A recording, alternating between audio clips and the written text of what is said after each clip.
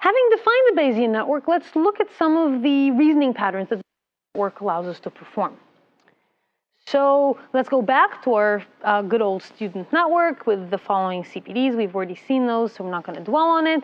And let's look at some of the probabilities that one would get if you took this Bayesian network, produced the joint distribution using the chain rule for Bayesian network, and now computed, say, the values of different marginal probabilities.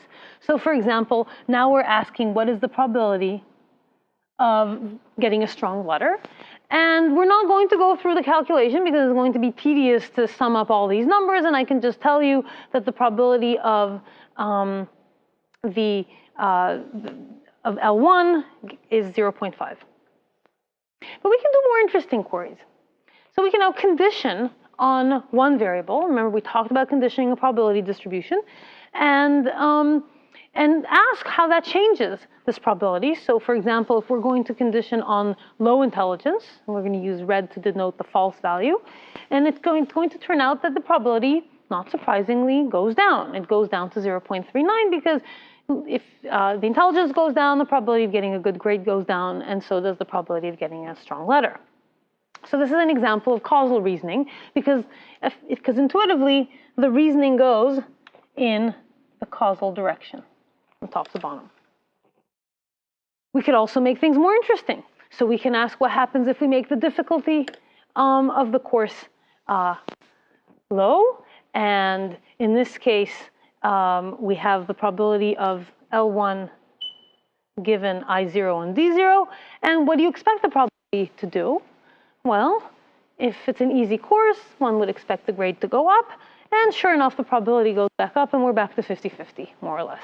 Okay, so this is another example of causal reasoning, in this case with a little bit more evidence.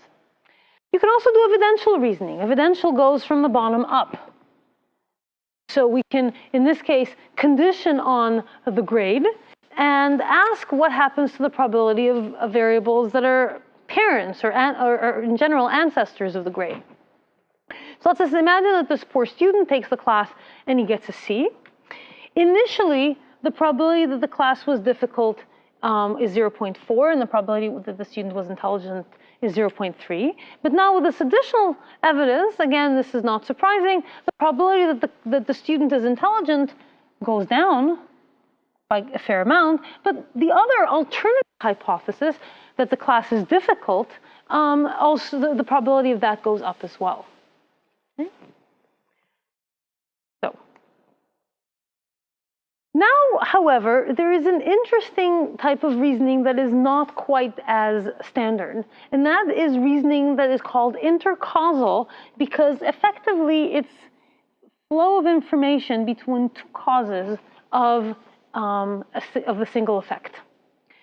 So remember, we had we're going to continue with the scenario before where our poor student gets a C, but now I'm going to tell you, wait a minute, this class really is difficult. So I'm going to condition on D1. And notice that the probability that the student is intelligent has gone up. It went up from 0.08 to 0.11. So that's not a huge increase. And as you'll see when you play around with Bayesian networks, that often the changes in probability are somewhat subtle. And the reason is that you have to, I mean, even in a hard class, if you go back and look at the CPD, it's kind of hard to get a C, according to this model, which is that the student gets a B.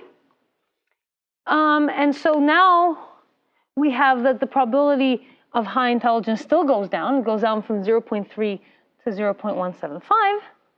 But now if I tell you that the class is hard, the probability goes up.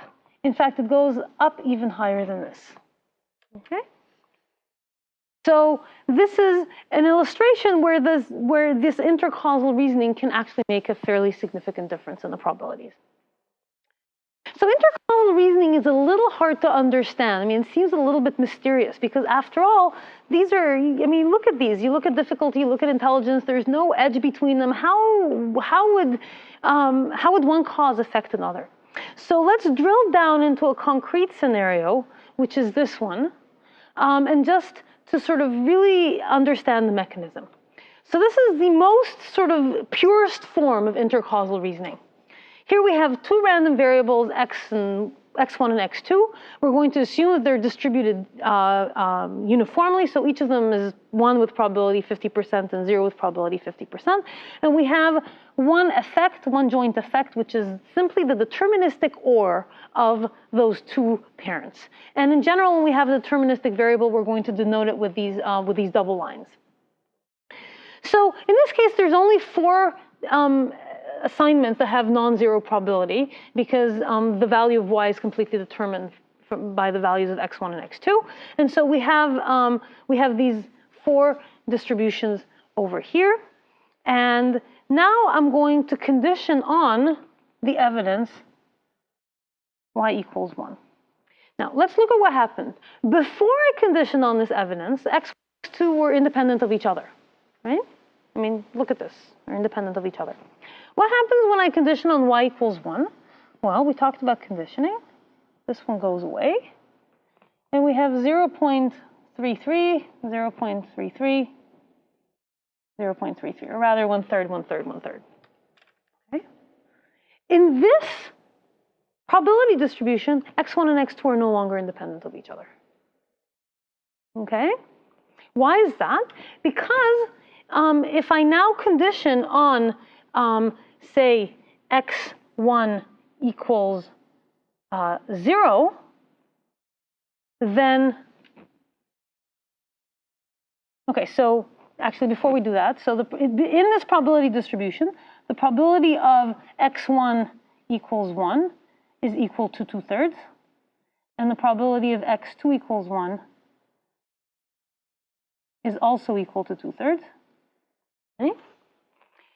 And now if I condition on x1 equals 1, so now we're going to condition on x1 equals 1. So that means we're going to remove this line. And all of a sudden, the probability of x2 equals 1 given x1 equals 1 is back to being 50%. So it was 50% before, it went up to 2/3, and then if we condition on x1 equals 1, it goes back to 50%. And the reason for this is the following, if you think about it intuitively. If I know that y is equal to 1, there's 2 possible things that could have made y equal to 1. Either x1 was 1 or x2 was 1. If I've told you that x1 was 1, I've completely explained away the evidence that y equals 1. I've given you a complete explanation of what happened. And so now x1 is back to being the way it was before because there's no longer anything to suggest that it should be anything other than 50-50. So this particular type of intercausal name, because it's so common, it's called explaining away. And it's when one cause explains away the reason that made me suspect a different cause. And if you think about it, it's something that people do all the time when they're reasoning about, for example, in a medical setting, you're very sick, you think you're very worried, you don't know if you have the swine flu, you go to the doctor says, oh, don't worry, it's just a common cold. You don't know if you don't have the swine flu, but because you've explained away your symptoms, you're not worried as much anymore. Okay. Finally, let's go back to our example and look at an interesting reasoning pattern that is not, that involves even longer sort of paths in the graph. So let's imagine that we have the student got a C, but now we have this additional piece of information that the student actually aced the SAT. So let's see what happens there. Remember that when we just had the evidence regarding the grade, we had the probability that the student being intelligent was only 0.08. But now we have this additional conflicting piece of evidence, and all of a sudden the probability went up very dramatically to 0.58. Okay? What do you think is going to happen to difficulty? So now it's explaining away in action, going in a different direction, right? Because if it's not the fact that the student, if the student didn't get a C because he wasn't very bright, probably the reason is that the class is very difficult. And so that probability goes up. And so we have effectively, and we're going to talk about this, an inference that flows like that.